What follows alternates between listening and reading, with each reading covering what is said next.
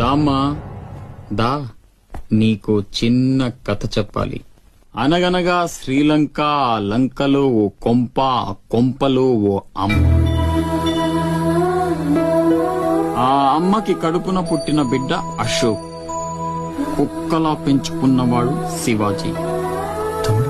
అదృష్టం కలిసొచ్చి ఆ కుక్క ఛత్రపతి అయ్యింది. అశోక్ ఆకాష్లా మారి అక్కడే పనిలో చేరాడు. తమ్ముడు ఎవడ్రా నీ తమ్ముడు?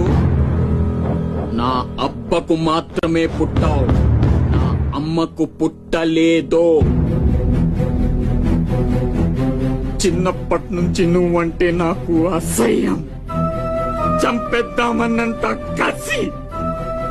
ఆ కడుపు మంటతోనే నువ్వు చచ్చావని అమ్మతో అబద్ధం చెప్పా.